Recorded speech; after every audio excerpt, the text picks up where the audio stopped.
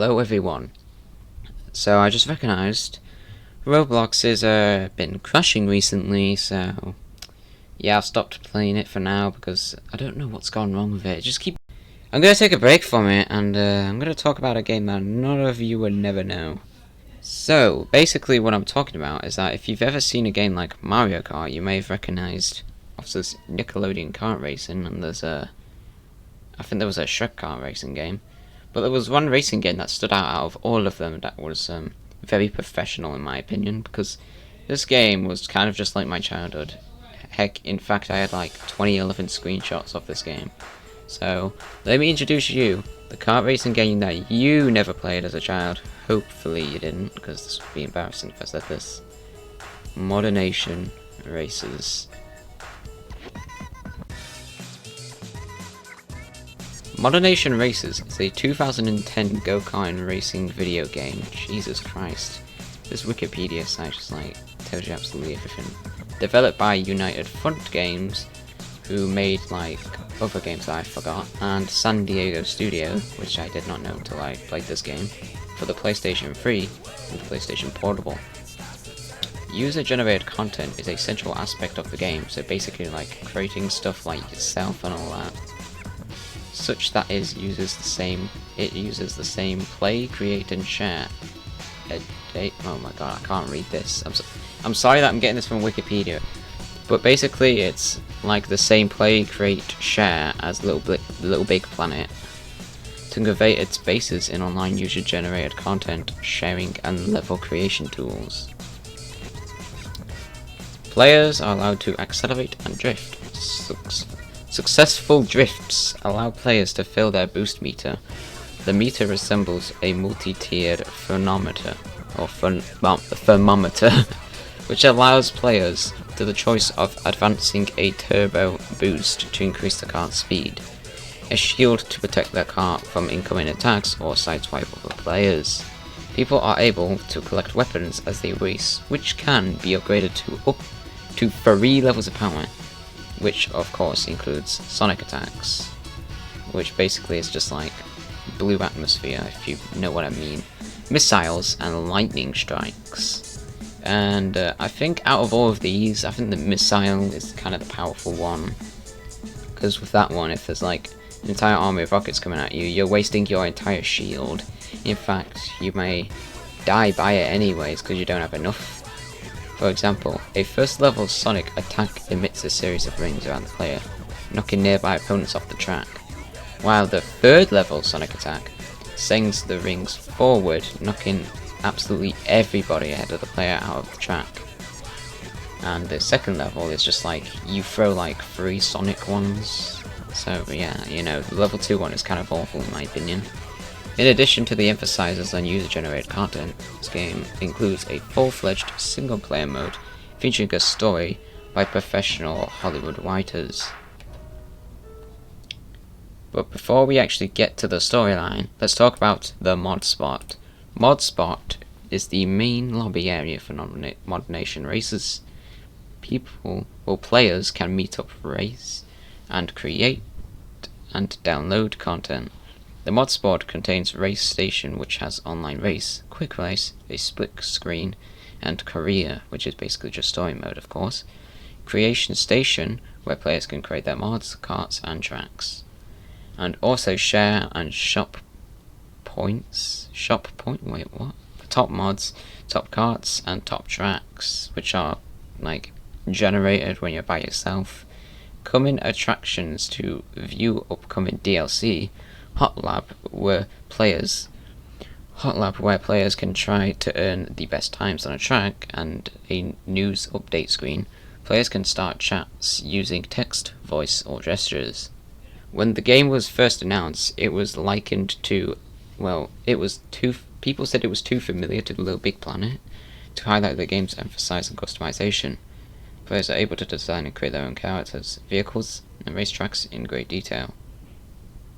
The overall style of the cars and characters is based on vinyl art and collector's toys, but players are able to greatly modify their clothing and overall look.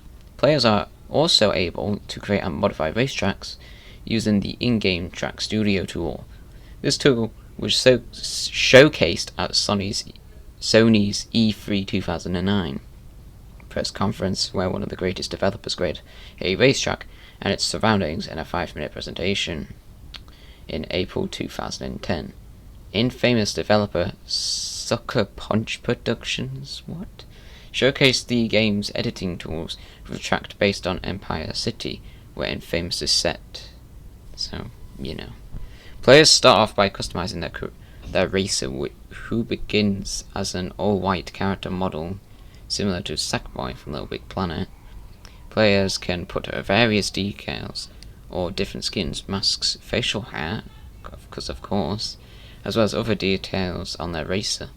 The material properties of certain customizable accessories allow players to make materials look more rubbery or metallic. So yeah, it kind of had everything for like a make your own character. The track creation was designed to be a user-friendly, has been described as probably one of the deepest you've ever seen in a racing game. Well, that's what people say. The player drives over a flat Terrigan template and paints the road from the start point to the race to the finish. The player can then modify things such as land deformation, lakes, mountains, surface textures, houses, and item pickups. Oh yeah, don't forget about the trees. Oh, and also the animals. Oh, and also the time of day settings. 3 staff-made circuits were available on release. According to the United Front Games at E3 2009, players could choose between the 29 different types of Terrigan to create a track on. Landscapes can be sprayed onto the course using a virtual spray can, which I didn't use because I just didn't care, such as dirt, sand, and tunnels. The game can auto-populate the track, the track with items and ramps. After the player creates the basic design, players can set up moving obstacles such as the Devastator, which drops a crusher from the sky to destroy vehicles based on a timer or a switch. Other obstacles including spinning platforms and leaning enemies, or leaping as well. Players can also take a snapshot of the thumbnail for the level, which appears when the track is posted in the online community. In addition, players can also create shortcuts on tracks through specific track pieces or open Terrigan shortcuts. And the creative thing about this is like, the tracks that I downloaded, some of them like made like a faraway area where you couldn't see, and they put that as the thumbnail, which was a bit crazy in my opinion. It was pretty cool to me. Like, someone made like the American flag as their thumbnail, and you can't even race over that. So yeah, it was pretty creative. But now, time to go to the story. The story centers around a playable character that you get to play as when you start the game, who is called Tag. The name Tagger qualified for the circuit. Who remains silent throughout the in-game cutscenes because you play him. Biff Treadwell and Gary Reasons, who are commentators of the MRC, which basically is the racing tour thing. Tag lives with his mother at their family-run paint shop, where business has been slow for a long time. Upon showing an MRC poster to race to his mother, she informed him that his grandfather Chief is now a crew chief, which, along with his own car, is all he needs to enter the qualifier. Chief, while critical of Tag's look of kart decoration, Holy fur on a catfish. Is this a kart or a peacock? agrees to be his crew chief. I mean, seriously, his name is actually Chief. Like, bro, what? Man, you must have been growing up with some sort of like, I don't know. Upon qualifying for the MLC tour, and already becoming a popular contestant with fans for his unique style, Tag's Uncle Richard. Hey, who's your favorite uncle? I am, because I'm gonna make you rich, like me, Uncle Richard. But first, we're gonna have to talk about your, you. Because no one likes an artsy-fartsy softy, especially the Conservative Motors team. And by team, I mean me. CM's got an eye on you, champ. You end that rainbow act, I'll show you the pot of gold. Head of Conservative Motors, a company responsible for cheap, bland, and uninteresting cars, attempts to sign him up for a sponsorship deal that is quickly turned down. Halfway through the home tour, Tag's mother reveals that they are unable to afford the constant repairs to his car. Chief meant to say is that we can't afford these constant repairs to your cart. She'll explode in a black mushroom cloud of annihilation. Again, not how I would put it, Chief.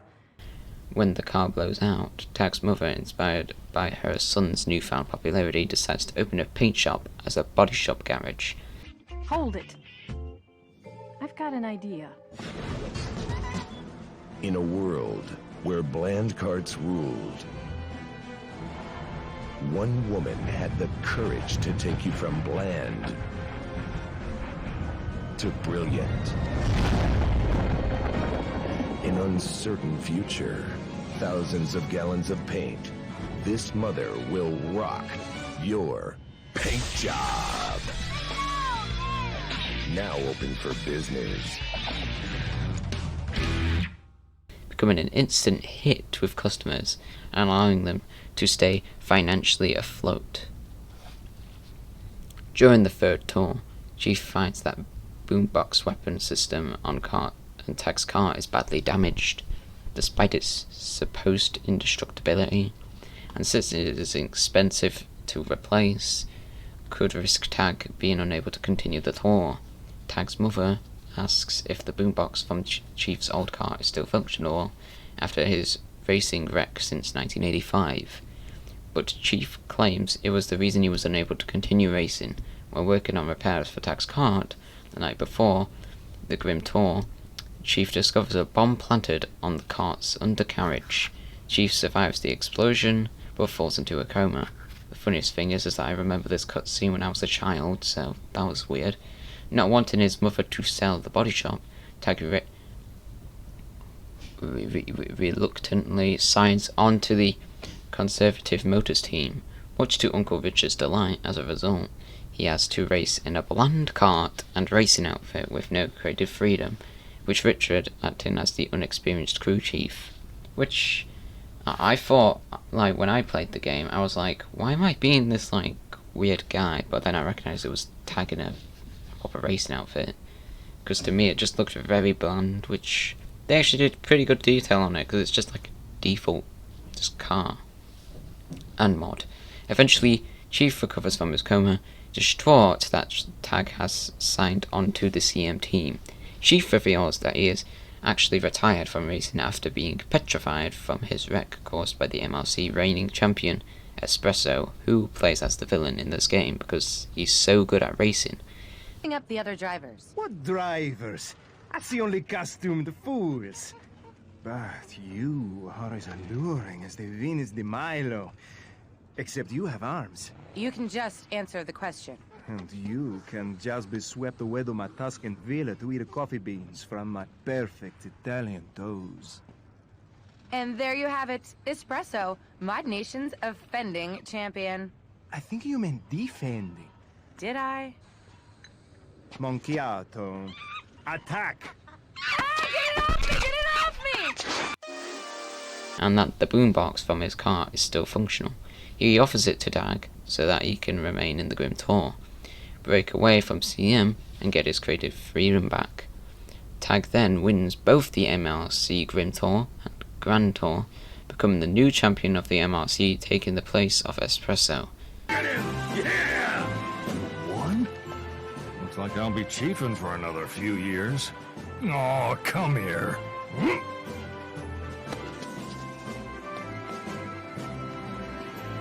No, this one's all you. What? No way you made it out of turn 3 without me.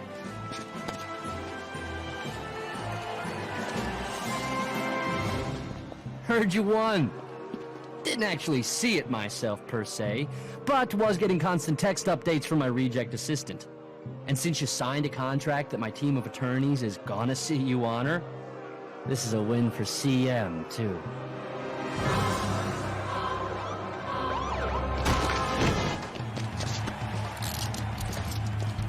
Richard Short.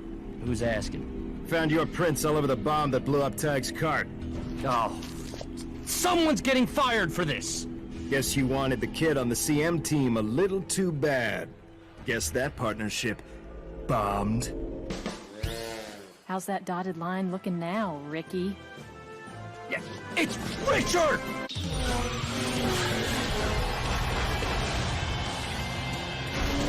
What a race! I haven't been that surprised since Gary found a date!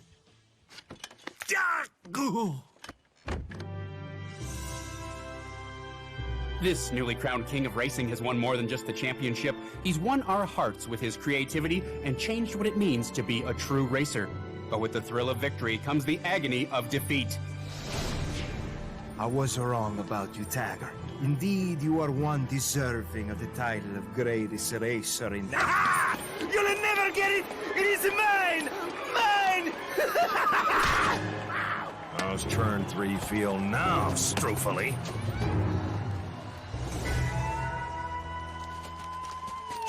Development. The game was announced at the Electronic Entertainment Expo 2009, cited as being a thoughtfully modern take on kart racing.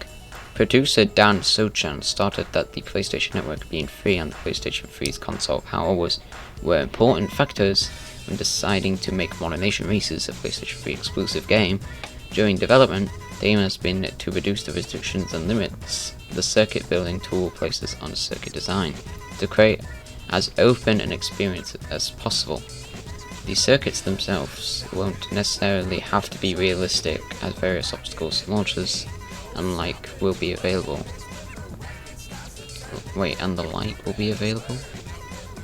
Or, at Gamescom 2009 in August, the developers confirmed that Modern Nation Racers was to have a 4-player split screen and an online mode where 12 people could join in a single race. Now ain't that a happy ending? Marketing. Sony announced a range of pre-order incentives featuring video game characters, Kratos, from God of War of course, and his Kart of Chaos, Ratchet and Clank, from Ratchet of Clank, because like, that's the title man, with their hover kart, Nathan Drake from Uncharted with his Jungle Jeep kart, and finally Sackboy from Little Big Planet with his cardboard cart, which you can actually get for, I think it's for free, the cardboard cart. You have to like complete one of the like beginner stuff.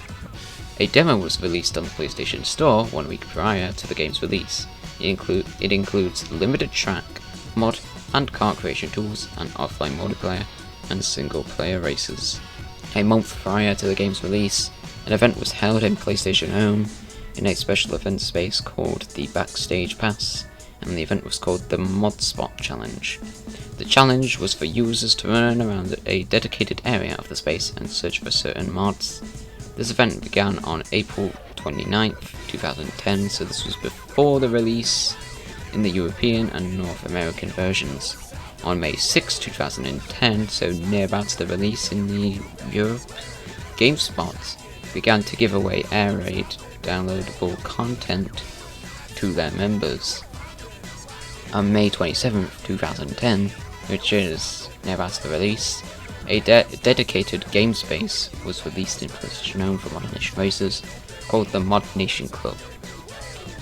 The space features a sticky wall where users can create their own stickers, and it also features a kart race minigame based on the Mod Nation Racers.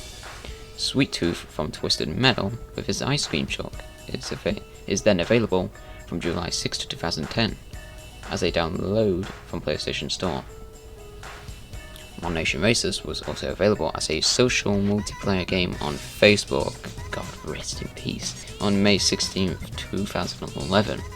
Sony announced that along with Little Big Planet, Infamous, Super Stardust HD, and Wipeout HD Fury, the PSP edition of Modern Nation Racers would be given for free on the PlayStation Store for 30 days as a welcome gesture after the PSN outage, which I might make a video on, maybe not, I know.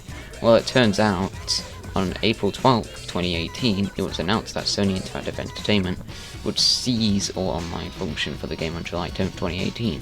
This, along with a few other PlayStation titles, such as Counter Spy, Little Big Planet Karting, and Gravity Rush 2, would all have their online functionality removed. On May 3rd, 2018, it was announced that the online server's deadline had to be extended to October 10th because of the reaction that many people had. Now let's talk about the reception of this as our final part. IGN US commended the PS3 version for its excellent kart racing mechanics and robust level design tools, starting, if you could dream it, you really can make it into a modern nation races. Eurogamer criticized the long loading times and said that the dynamic game difficulty can make the player feel like they're operating at a distinct disadvantage. But that's when playing online or split screen against other human players. Modern Nation allows its own charm to shine through.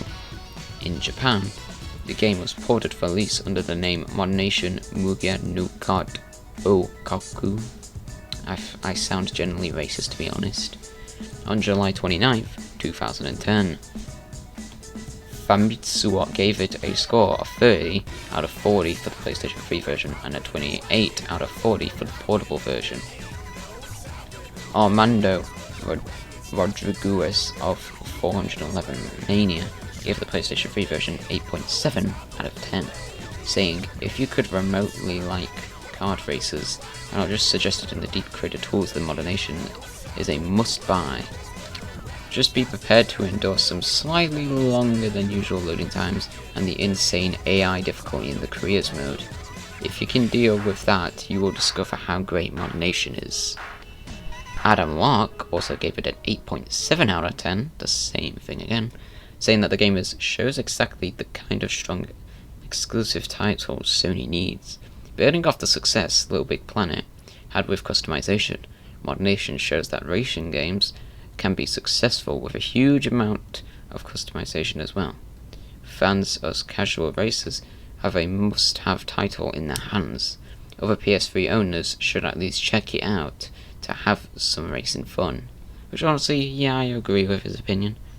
The Escapist gave it 4 stars out of 5, calling it a standard, competitive kart racer hampered by frequent looking times and irritating writing, but bolstered by an intuitive and powerful editor that lets gamers make their karts, racetracks, and characters their own.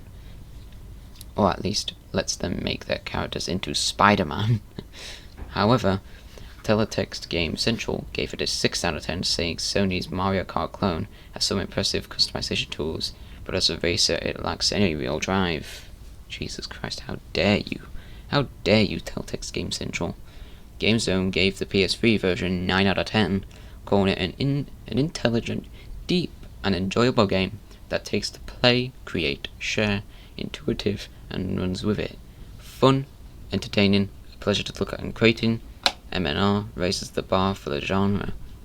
And Edge, and finally, Edge gave it an 8 out of 10, calling it a triumphant toolset attached to a decent stab at the kart racing genre.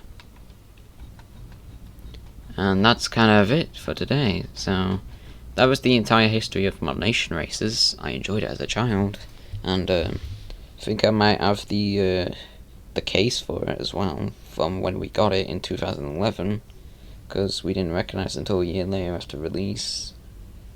I don't know if I'm looking at it right now, but it was really cool. And the game got received an 82 on Metacritic currently, as of making this video. And yeah, it was pretty cool that I actually got to see the history of my game from my childhood actually grow like this. It's pretty weird just seeing like I'm seeing like kart racer rip-offs, and when I see the video I don't see like Modern Nation racers being like the best out of them all, but I'm guessing that's just because Moderation's just like, you know, the best rip-off in existence. I wouldn't call it a rip-off much because in Mario Kart, really cool. I hope you all check it out. Well, I don't think you can because it's a PS3 exclusive, so yeah. But anyways, yeah, thanks for reaching the end of the video. You can like and subscribe if you want to, and yeah, it's actually pretty cool seeing this history, and I hope